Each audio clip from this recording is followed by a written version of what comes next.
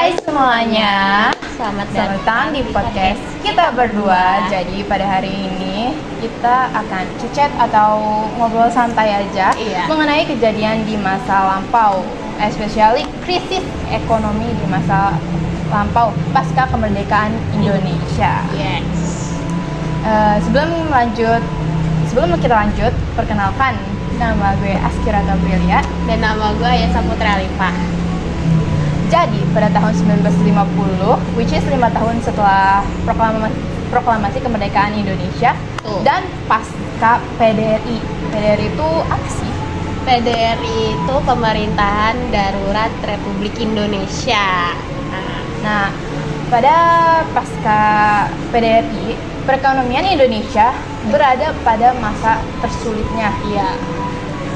Jadi pada waktu itu terjadi inflasi yang menyebabkan bahan pokok atau bahan pangan masyarakat Indonesia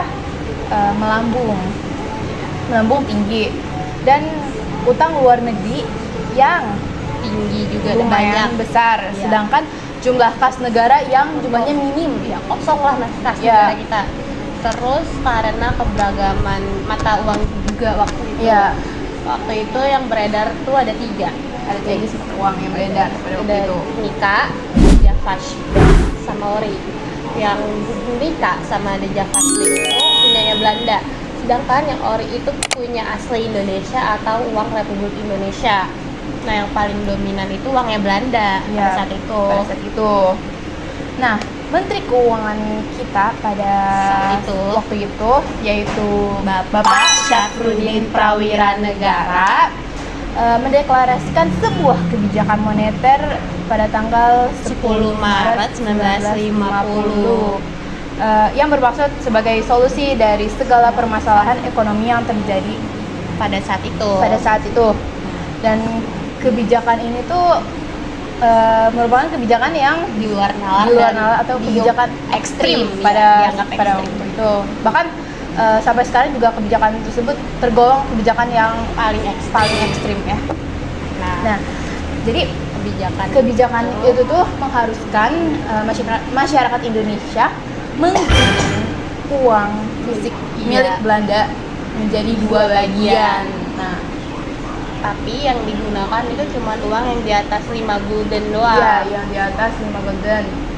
Nah, terus juga uang yang udah digunting itu jumlah nilainya berkurang setengahnya. Iya. Misalkan biasa punya 10 golden dan uang tersebut digunting jadi sisa 5 golden. Nilainya jadi berkurang. Ya. Nah, potongan bagian kiri dari uang tersebut bisa digunakan sebagai transaksi seperti biasa. Namun, uang tersebut bisa digunakan jikalau ditukarkan ke bank menjadi uang ori, uang Republik Indonesia. Dan penukaran tersebut dibatasi sampai tanggal 16 April. Jadi setelah tanggal 16 April 1950 nggak bisa uang ditukarin tersebut lagi. bisa ditukarkan dan nggak bisa dipakai lagi. Ya. Nah, Dan untuk bagian kanannya itu nggak bisa dipakai buat pembayaran, buat ngelakuin transaksi yang secara sah gitu. Cuman bisa buat ditukarin ke bank dengan bank pemerintah dengan surat obligasi negara atau surat utang negara. Nah, nanti uang yang ditukarin itu bakalan dibayar kembali sama pemerintah dalam jangka waktu 30 tahun dengan bunga 3% per tahunnya. Nah, kebijakan gunting Syafruddin ini terbukti dapat menyelesaikan permasalahan yang terjadi seperti inflasi sama beredarnya uang mata uang Belanda yang kala itu lebih dominan dari uang ori itu sendiri. Gunting Syafruddin ini terbukti mengurangi inflasi dan persebaran mata uang milik Belanda, walaupun dengan memakan waktu yang tidak sebentar. Ya kan?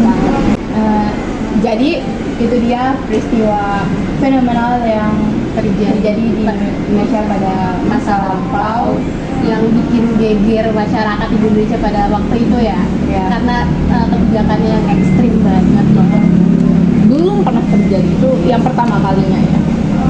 Oke, segini aja ya dari dari kita. Dadah guys.